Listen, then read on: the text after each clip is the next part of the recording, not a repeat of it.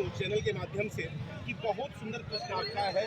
कहते हैं कि डिस्ट्रीब्यूट जो हो रहा है समाज में वो केवल अर्ध सूचनाएं जा रही हैं, वो पूर्ण ज्ञान नहीं है। और मैं आप सबसे कह दूं कि थोड़ी राम की उपासना की कक्षा थोड़ी अलग है, थोड़ी उनकी विधि अलग है, और ये जानना आवश्यक है कि भगवान राम बाल रूप में है, तो बाल रूप की सेवा किस प्रकार से की जाती है, एक उस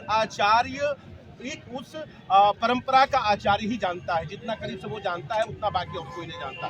दूसरी बात मैं आप सबको अवगत करा दूं कि वैदिक जो क्रम है वैदिक क्रम से ही हो रहा है।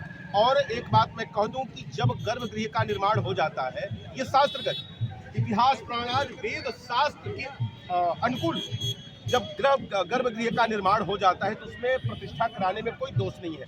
हाँ, जो मंदिर का शिखर होता है, शिखर के ऊपर एक कलश स्थापित होता है, जो बाद में भी हो सकता है। मेरे पास डिटेल्स है श्री वल्लभ राम शालिग्राम सांगवेद विद्यालय से, वो जहाँ से इसके विशेष मुहूर्त आए हैं वहाँ से ये मेरे पास आई है पत्रिका। तो मैं आप सबको अवगत करा दूं कि उसमें कोई दोष नहीं है। हाँ, ये है कि जो कलश स्थापित होता है वो कोई सन्यासी के हाथों के द्वारा ही कराया जाता है, क्योंकि गृहस्थ के द्वारा कराने पर वंश की क्षय होती है। तो मैं आप सबको मैं पुनः आश्वस्त कर दूं कि इसमें कहीं से कोई दोष नहीं है। यह विशेष योग करण नक्षत्र को ध्यान में रख करके और ये विशेष मुहूर्त निकाला गया है।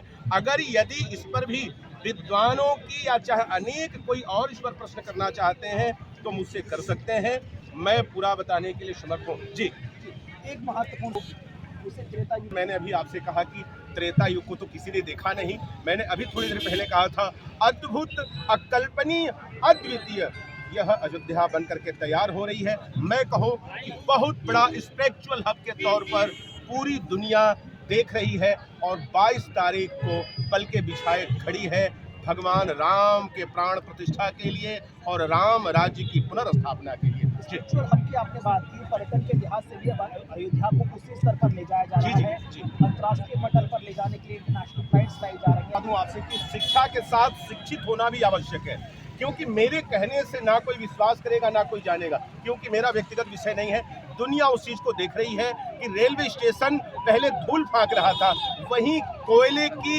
मैं बता दूं कि टेक लगते थे, पूरी अयोध्या काली रंग में रंगी रहती थी। मैं बता दूं आप सबको कि रेलवे स्टेशन को देख सकते हैं कि कितना सुंदर और कितना सुंदर वातावरण के साथ बनकर के तैयार हुआ है। और यही नहीं, महर्षि वाल्मीकि अंतर्राष्ट्रीय एयरपोर्ट भी बनकर के तैयार हो चुका है। तो निसंदेह ये कहीं ना कहीं इस चीज से यह परिचय करा रहा है कि अयोध्या, भव्य अयोध्या और नई अयोध्या की तरफ हम सभी अग्रसित हो रहे हैं विकास के पथ पर। 22 तारीख को तो आप साक्षी बनेंगे उस बिल्कुल, हम सभी साक्षी हैं। लेकिन उन तमाम लोगों को क्या संदेश देंगे जो किसी कारणवश यहाँ नहीं आ पा रहे, लेकिन उनको भी इंतजार है? देखिए, मैं चलते चलते मैं यही कहना चाहूँगा कि मैं एक संत हूँ, संत हृदय नवनीत समाना। मैं पुनः कह रहा हूँ कि मेरा किसी से कोई भेद नहीं है, ना मेरा किसी से कोई विवाद है। राम जन जन के हैं, राम सबके हैं, राम पर सबका अधिकार है। बस एक चौपाइयों के साथ मैं विश्राम दूंगा। ना ना ना ना ना ना सीताराम चरण रति मोरे अनुदिन बढ़ऊं अनुग्रह तोरे। श्री राम जय राम जय जय राम, श्री राम जय राम जय जय राम।